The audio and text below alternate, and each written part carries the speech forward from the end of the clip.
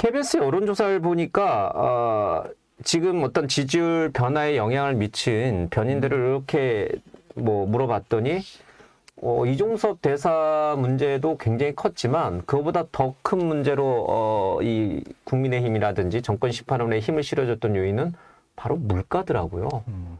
지금 뭐 사과값 난리였잖아요. 물가가 지금 난리인데 정부도 이 사안을 아는지 뭐 대대적으로 돈을 쏟아부어서 사과값도 떨어뜨리고 뭐 대파값이 뭐 800원인지 5,000원인지 잘 모르겠습니다만 대파값도 안정시키려고 합니다. 이건 아마 총선 전에 어느 정도 물가는 그래도 떨어지고 있다는 거를 국민이 체감할 정도로 내려오면 그럼 이 변수는 사라지는 건가?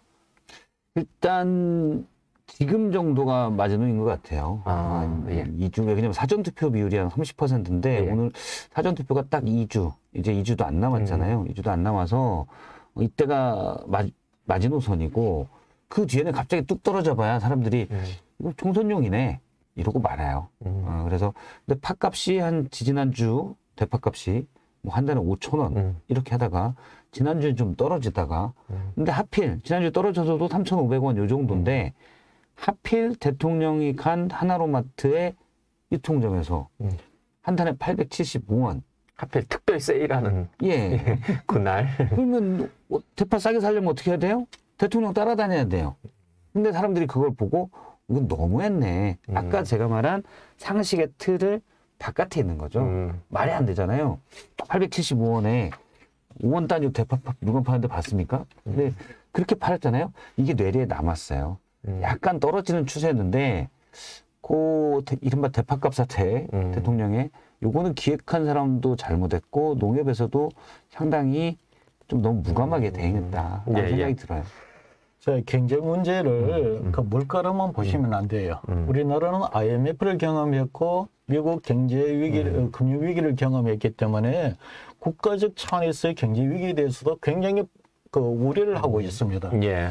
두 번째는 또 하나는 지금 고금리 상태에서 이 묻지마 이 부동산 투자를 했는 이 그 부동산과 이 고금리 문제에 대해서도 굉장히 불안하게 바라보고 있습니다. 그다음 또 이 젊은 층에 가면은 이 부직 문제도 굉장히 그한 겁니다. 이제 그 중에 그 다음에 또 하나의 경제 문제로서가 이제 이 물가, 즉 실질 소득은 크게 안 늘어나는데. 이 명목소득은 크게 안 늘어나는데 실질 이 물가가 오르니까 실질 소득이 손실되는 거 아닙니까? 근데 이 부분에 대해서 현 정부에 대해서 책임을 묻는 것은 아마 지금 현 정부는 이 국정 운영이 지금 2년 차잖아요. 예. 2년 다 되어 가는데 뭐 전 정부, 현 정부 기준으로 용어를 써서 전 정부 적폐를 청산한다. 이렇게 했을 때 국민들이 기대했던 기간은 그건 한 1년 정도를 생각했을 겁니다. 한 1년 정도 하고 한 2년 차부터는 경제 문제에 집중을 해 주었으면 하는 바람이 있었는데 그게 지금 길어져서 2년이 지난 이 시점에도 경제 문제에 대한 그 집중보다는 과거 정부 적폐 문제에 계속 이게 진행이 되고 있으니까 국민들이 이제는 불안할 뿐만 아니라 거기에 대해서 불만이 커진 겁니다. 그래서 이제 선거국민의원이 경제 문제가 제일 큰 문제로 올라가는 거죠. 예. 저는 이제 경제나 민생 문제인 것 같아요. 그러니까 이전에 문재인 정부 때 이제 부동산값, 예전에 노무현 정부 때도 그렇고 폭등, 부동산이 제일 와닿습니다. 사실 민감하죠. 민감하죠. 네. 갑자기 저쪽에 왜냐하면 이것도 상대적 박탈감이에요. 난 이렇게 살고 있는데 저쪽에 있던 나랑 비슷했던 친구가 갑자기 집값이 오르면서 뭐 몇십억을 뭐 10억을 벌었어요. 그럼 이제 불만이 여기서 생기는 게 많죠. 그런 부분이 제일 크고 그리고 기본적으로 통계상 약 45%는 가구주 중에 45%는 무주택자입니다. 집값이 올라서 다들 좋다라고 하지만 45%는 원래 집이 자기 집이 없어요. 서울 같은 경우 50%밖에 자기 집이 없습니다. 그래서 집값이 급등을 하면 거기에 대한 상대적 박탈감이 상당히 크게 나타나고 다른 부분들은 어떻게 되냐면 이거는 본질적인 문제로 가는 원인이죠. 어떤 여기에 대한 평가는 원인이 되는데 트리거는 잘 안 됩니다. 살짝 와닿는 거여서 근데 그런 트리거들이 이렇게 어떤 말씀하신 상식적인 나의 상식 이런 공정에 대한 생각 이걸 자극하는 것들 제가 뭐 한마디로 하면 말이 돼? 이런 납득이 안 가. 요런 것들이 이제 트리거가 거기에 계기를 만들어서 어떤 특정 정당 대부분 이제 집권 여당이 그런 부담을 꽤 있겠지만 거기에 대한 반감으로 작용하는 것 같아요.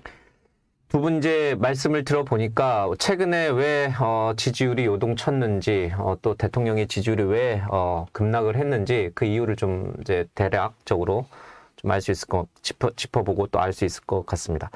그러면 이렇게 지금 여권으로서는 위기론이 굉장히 부각이 되어 있고 대통령 지지율은 지금 30%대로 다시 또 내려와 있고 하락 추세에 있습니다. 자, 그러면 국민의힘이 그러니까 쉽게 말해서 당이 용산 대통령실보다 우위에서 선거를 지금 끌고 나가는 형국이 됐는가? 좀 더 직접적으로 물어보면은 이제 주도권은 이번 총선의 주도권은 한동훈 위원장이 대통령을 압도한 것인가? 그 얘기를 좀 해보고 싶습니다. 물론 비례대표 파동도 있었습니다만은 자, 힘겨루기가 뭐 여전히 되겠습니다만은 현재 보이는 표피만 놓고 보면은 주도권은 한동훈 위원장이 또 국민의힘 당이 가져왔다라고 봐야 돼요. 글쎄 저희들이 여론조사를 제가 직접 물어보지는 않아서 모르고 저희들이 FGI 조사에서 포커스그룹 인터뷰를 이렇게 해봅니다. 이런 서울 집단별로 인터뷰를 해보면은 그런 자리에서 나오는 분위기로 봐서는 그렇게 분리가 됐거나 당 주도 선거로 이해를 잘 하지 않습니다. 유권자들은 이제 포커스 그룹에 들어간 포커스그룹에 이게 이제 국민을 대변한다라고 일반화시키는 거는 한계가 있는데 여기에 참여한 사람들은 정치 대체적으로 좀 고관여층들이에요. 이들은 지금 한동훈 대표 체제, 특히 이제 보수 쪽에 있는 사람들은 좀 분리되기를 바라죠. 바라는데 지금 그것이 아쉽다라고 표현하는 거는 대통령과 한동훈 그 관계가 분리가 됐거나 그 한동훈 대표 비대위 체제의 당 중심 선거로 지금 진행된다고 보지는 않고 있는 그런 흐름으로 가고 있다라고 보지는 않는다. 지금 그렇게 보는 게 뭐 저희가 그런 인터뷰 해본 경험에 봐서는 그런 이야기가 많이 나옵니다. 이종섭 대사 귀국시키고 황상무 수석 사퇴시키라고 한 것은 한동훈 위원장의 요구였고 결과적으로 용산이 윤 대통령이 그걸 수용한 형태였음에도 불구하고 당이 선거를 끌고 나간다라고는 보지 않는다. 자, 그거는 뭐가 하면 그 이전에 한동훈 비대위원장의 어떤 그 상황을 감안하면 황상무 같은 인사나 이종석 같은 인사 자체가 없어야 됐었겠죠. 출국도 없어야 되고 그거 자체를 한 비대위원장의 입장을 크게 고려하지 않고 진행한 거로 보는 거고. 특히 그 마지막에 있었던 이 비례대표 순번 문제. 뭐 그것이 어떻게 되더라도 그것이 마지막으로 정리해주는 분위기 같아요. 그게 그러다 보니까 이제 이 선거는 이 비대위원장이 한 대표가 하지만 전체적인 어떤 힘이 다 실려 있지는 않은 게 아닌가라는 의구심을 갖는 것 같습니다. 야당의 정관 심판론을 무력화시키기 위해서는 이른바 한동훈 위원장 중심의 미래 어떤 권력 그것을 내세워서 총선을 치르고 싶은 게 지금 아마 각 지역구라든지 뛰고 있는 국민의힘 후보들의 마음인 것 같은데 그렇게는 가지 않고 있다라는 얘기네요. 원래 여당의 선거 전략은 그랬습니다. 새부터 한동훈 비대위원장이 왔을 때 제가 여권 관계자한테 들은 얘기는 이재명 대표를 강력하게 취임사부터 비판을 하고 운동권 세력 청산이라고 취임 인정을 했잖아요. 아시겠지만 집권 여당 대표가 운동권 세력 청산이 시대 정신이라고 얘기한다? 잘 안 맞았어요. 말이 되냐? 저도 이렇게 얘기를 했는데 뭐 다른 걸 얘기하지 뭔가 앞을 보고 얘기하지 그것도 야당에서 일부인 운동권 세력 청산을 시대 정신이라고 얘기하는 건 좀 맞지 않았거든요. 한 여당 관계자가 그러더라고요. 이건 선거 전략이다. 이 총선이 윤석열 대 이재명으로 가면 우리가 불리하기 때문에 이재명 대 윤석열로 가면 그렇죠. 윤석열 정권 심판론이 나오기 때문에 윤석열 대통령을 뒤로 감추고 한동훈 비대위원장이 앞으로 서기 위해서 상대방인 이재명, 어쩌면 대선에서 만날 수 있는 민주당 이재명 후보를 콕 집어서 청산돼야 된다. 이재명 대 한동훈 구도로 간다. 그러기 위해서 좀 더 그러니까 전략적으로 강한 표현들을 쓴다라는 분석이 있었어요. 여권 내에서. 실제 그렇게 해가지고 많이 윤석열 정권 심판론이 희석됐었죠. 대통령은 숨고 여사는 아예 안 나오고. 그런데 뒤에 조금씩 나오기 시작하잖아요. 민생 토론에서 나오고 있었고. 그리고 이번 윤한 갈등에서 대표적으로 나옵니다. 그냥. 그러니까 지금 비례대표를 고르고 그건 한동훈 비대위원장의 권한이기 때문에 조정을 하더라도 본인 권한 내에서 조정을 하지만 전반적으로는 윤석열 대통령이 훨씬 위잖아요. 그리고 아직 임기가 3년이나 넘게 남았고 그래서 지금 이 여당을 한동훈 위원장이 끌고 있다라고 생각하는 사람은 아마 별로 없을 겁니다. 다 윤석열 대통령이 주도하고 있다. 이종섭 대사가 들어온 것도 한동훈 비대위원장의 말을 들은 건 아닙니다. 한동훈 비대위원장이 이러다가 큰일 날 수 있다. 그래서 17일 날부터 얘기를 해요. 이종섭 대사 즉각 귀국하고 황상무 수석은 자진 사퇴하라 라고 요구를 합니다. 그 전에도 대통령실이 그럴 일은 없을 거라는 입장을 내비쳤는데도 불구하고 한동훈 비대위원장이 대통령실과 정반대되는 입장에서 얘기를 해요. 18일 날 대통령실의 공식 입장입니다. 공지로. 지금 호주 대사로 가서 일을 해야 되는 이종섭 대사가 공수처 수사 때문에 와서 대기하고 있는 건 매우 부적절하다.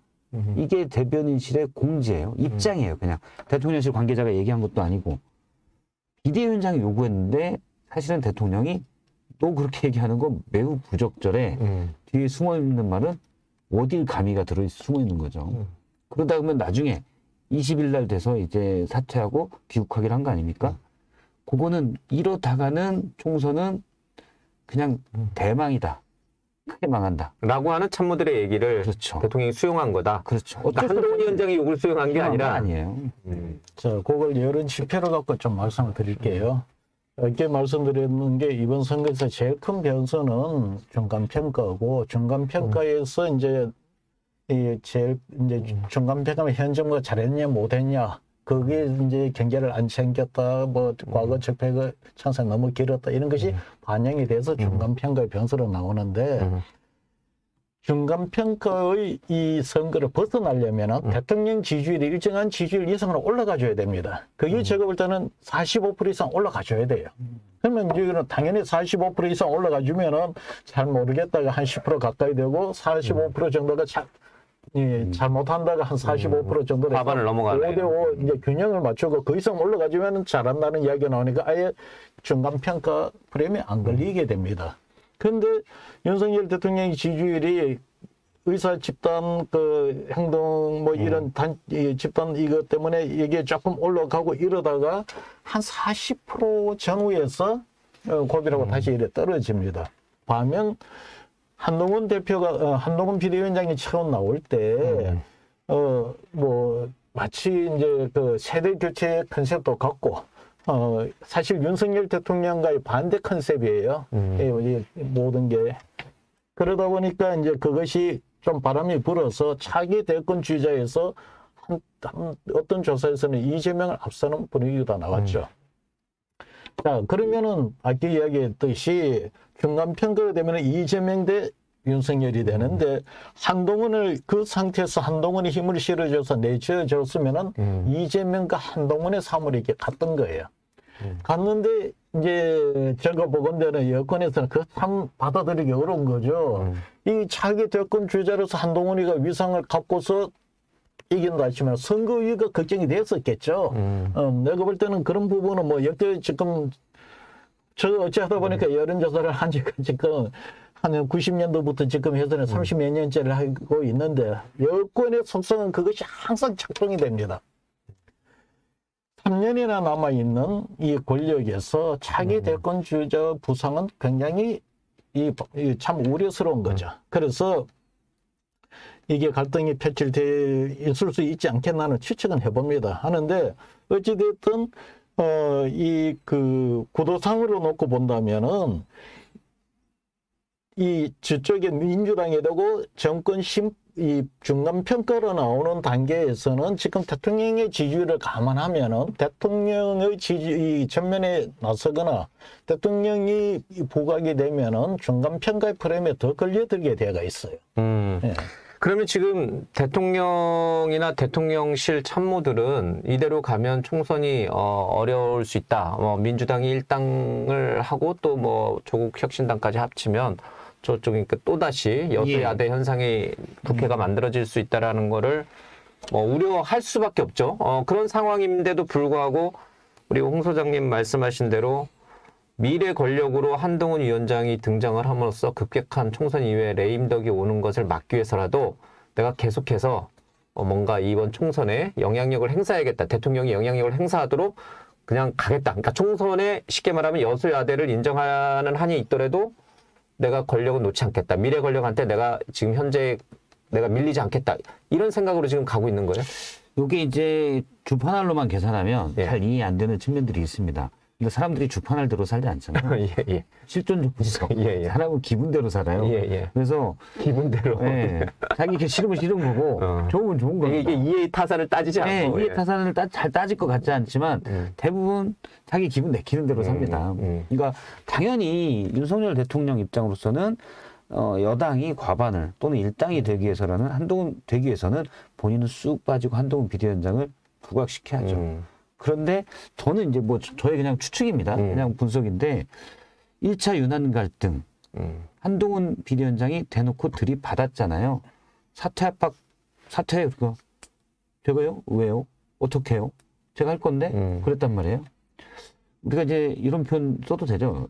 유튜브니까. 윤 대통령이 빡쳤겠죠. 엄청 빡쳤지 않겠습니까? 진노. 예. 진노. 대노. 예. 우리 한문보다 한글이 좋으니까 예, 예. 빡쳤겠죠. 그러면은 그렇지만 사퇴시켰을 법적인 근거가 없어요. 또 검사 출신이니까 이거 사퇴 자꾸 압박을 하면 본인이 공직선거법에 걸려요. 그걸 알고 개입이니까. 바로 윤 대통령이 사퇴 압박을 뺐습니다. 그런데 그냥 괜찮았겠어요? 속으로 부글부글 끓었겠죠.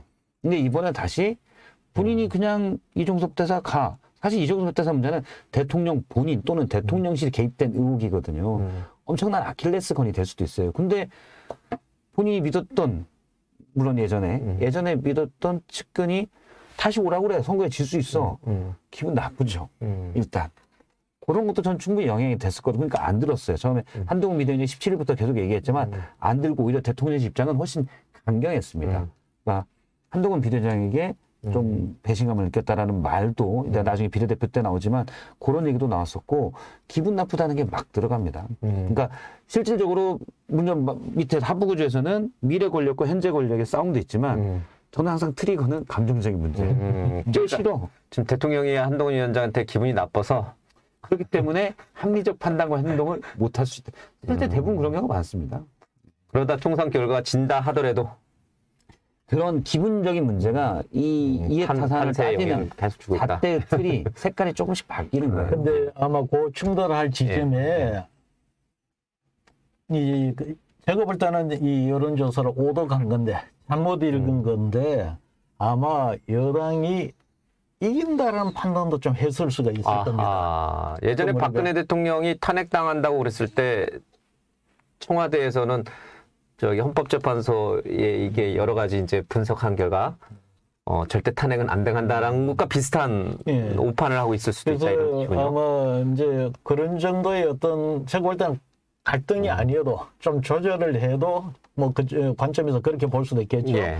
이 선거판에는 영향을 크게 안 미칠 거라는 생각을 하고 했을런지도 모르겠는데 제가 볼 때는 저거 지금 3월달 지금 올려들어서 저거 여론조사가 저거 읽는 방식으로 이야기하면은 이재명 대표 그 이제 비명 행사가 이야기가 나오면서 민주당의 공천 문제가 이렇게 크게 달했을 때도 정당 지지율은 조사해 보면 민주당이 뒤지는 게 맞아요. 그러나 그때도 조사를 해보면 어느 후보를 지지할게 이렇게 물으면 민주당이 앞섰어요. 그래서 제가 볼 때는 아마 그 당시 그 뒷문항을 본 게 아니고 앞에 정당 지지율 문항만 보고 싶은 그 지표만 보고 좀 판단을 낙관적으로 하지 않았나 이렇게 봅니다. 이게 정말 상식적인 일인데 잘 안 되는 부분인데요. 저는 이제 대기업 오너나 이른바 우리가 흔히 하는 재벌 오너 또는 권력이 상당히 높은 정치 지도자, 뭐 대통령 제1이고 그다음에 여당 대표나 야당 대표 이런 분들 또는 뭐 장관들 정말 의무적으로 이 사람들은 잘 알아야 돼요. 의무적으로 자기와 반대 의견을 하는 분들을 계속 웃는 낯으로 옆에 둬야 됩니다. 기분이 나빠도. 요거는 좀 자기가 크게 되려고 하는 사람들은 그냥 금과 옥조처럼 외우고 있어야 돼요. 안 그러면 망합니다. 왜냐면 대통령이 계속 경로하니까 누가 옆에서 진언을 하겠습니까? 이러다 우리 선거를 집니다. 알아도 보고를 못 해요. 왜? 혼나니까. 그러면은 좋은 보고만 하잖아요. 그럼 대통령은 그게 맞는 줄 알아요. 그리고 저희도 마찬가지지만 비슷한 사람들끼리 모이지 않습니까? 사실은 저희도 뭐 유유상종끼리 되잖아요. 성격 완전 다른 사람이랑은 또 내가 굳이 이러잖아요. 예. 위에 가면 더해요. 자기 힘도 있는데 앞에서 좋은 소리 해주는 사람만 만나면 잘 되는 줄 알아요. 근데 아니거든요. 알겠습니다. 그래서 비례대표 후보에서 사퇴한 주기환 전 광주시당 위원장을 민생특보로 대통령이 곧바로 예. 물론 이제 비례대표 순번은 좀 조정을 했습니다. 한 위원장이 약간 양보를 한 것인지 꺾인 것인지는 모르겠지만 뭐 이철규 의원이 뭐 대리 역할을 했는지는 모르겠지만 어쨌든 비례대표 순번이 바뀌었고 그러나 그게 다는 아니었어요. 그거에 만족하지 않은 것인지 용산에서는 주기환 저 광주시당 위원장을 이제 비례대표 후보에서 이제 스스로 이제 사퇴했으니까 전격적으로 민생특보로 임명을 하고 대통령과 옆에 딱 이렇게 이제 사진 찍는 모습을 연출했습니다. 이거는 한동훈 위원장한테 주는 경고 메시지입니까? 어떻게 해석을 해야 돼요? 그냥 위로 차원입니까? 자신의 아니면 이견인지 예. 뭐 좋게 이견으로 해석을 하면 될 것 같고요. 그러니까 당내에서도 여러 생각이 있을 테니까 뭐 상하 관계에서 지금 이게 경고 메시지로 이렇게 드러나면은 선거 못 이기자 큰일 나죠. 그러니까 아마 내가 볼 때는 이견의 표출돼서 좌절했다. 뭐 이렇게 정치적 화법으로 쓰면 그렇지 않을까. 비례대표 순번은 잘 마무리된 거고 그와 별개로 이제 잘 좀- 마무리된 거는 아니에요. 자, 지금 이제 용산에서 볼 때. 용산에서 봤을 때 모르겠어요. 제가 용산에 제가 볼 때는 이거는 경고나 이견 이런 것보다도 이미 두 사람의 관계는 경고하는 단계를 지났어요. 각자 갈 길 가는 겁니다. 한동훈 위원장 대통령 예. 전부. 예, 둘 다 뭐, 야, 너 이거 다 안 들어줬어. 요런 말할 단계는 이미 지난 것 같아요. 그러니까 이건 이종섭 장관, 이종섭 대사의 귀국을 한동훈 위원장이 종용했을 때 저는 거기서 이미 끝났다고 봐요. 왜냐하면 앞서 얘기했듯이 대통령실이 개입됐냐는 의혹이 핵심이거든요. 그래서 보냈다고 보는 게 상식적인 추정인데 한동훈 장관이 난 그건 모르겠고 일단 선거가 중요해 들어와 이렇게 했거든요. 만약에 대통령실에 의혹이 있었다면 경로할 수 있는 포인트죠. 이미 거기서 저는 두 사람은 1차 갈등에 의해서 갈 길 서로 간다. 그게 이제 확실히 정해졌다고 보고 주기한 위원장 같은 경우 전 광주시당 위원장이죠. 대통령의 측근이에요. 상당한 측근. 검찰 쪽에 있는 사람들은 다 압니다. 가깝게 지낸다는 걸 예전부터. 한동훈 위원장이 몰랐을 수도 없고 다 알고 있는데 여권 관계자 얘기를 들으면 대통령 쪽뿐만 아니라 언론에서도 측근이면 다 아는데 당선권에 줘버리면 이것도 친용 공천 아니냐. 라는 비판이 쏟아질 수 있으니. 그러니까 처음에 석동현 사무처장이 송파에서 경선에서 탈락됐잖아요. 그게 윤석열 공천이 아니구나라는 어떤 상징적인 사건이었거든요. 사실 알고 보면 석동현 사무처장이 그렇게 대통령과 친하지 않대요. 40년 동안 알았을 뿐이지 그러니까 친한 사이는 아닌 거예요. 예, 뭐 오늘 자유통일당인가요? 거기 이제 입당하셨다는 얘기는 안 왜냐면 그 뭐 조금 더 유튜브니까 좀 더 얘기하면 예. 대통령이 구수를 했잖아요. 석동현 사무처장은 예술가 사무소에서 들어갔다는 분에 훨씬 빨리 들어갔잖아요. 그러니까 들리는 말에 누군가 주장입니다. 제가 설에 의하면 대통령이 한참 지었는데 검찰이 기수문 하잖아요. 잘 그렇게 안 해줬나 봐요. 후배 취급을 하고. 예. 거기에서 약간 이제 마음이 불편했다라고 누가 이렇게 얘기하는 사람이 있습니다. 맞는지는 모릅니다. 그 사람의 주장이고. 꽤 오래전 얘기인데 그게 아직도 가슴에 남아있는지 난 그러니까 모르겠어요. 뭐 친할 수는 없죠. 예, 사실은. 예, 예. 만약 그때 잘 대해주지 알겠습니다. 않았으면. 이건 뭐 주된 얘기는 아니에요. 예, 주된 얘기는 아니니까. 근데 어쨌든 그것 때문에 친윤 공천이 아니구나라는 이미지가 좋아서 사실 여론도 좋아졌잖아요. 근데 이번에 만약 주기환 전 사무관이 공천을 받으면 이래도 친윤 공천이네. 일반을 들을 수밖에 없어요. 그래서 한동훈 비대위원장 측 사람 얘기를 들어보면 그래서 애초부터 한동훈 비대위원장 마음속에는 주기환 비례대표 의원은 없었다. 근데 대통령은 주기환 수사관이 도와준 게 많았었거든요. 그리고 인생 친구고. 그런데 당연히 될 줄 알았는데 빠졌어요. 그러니까 배신감.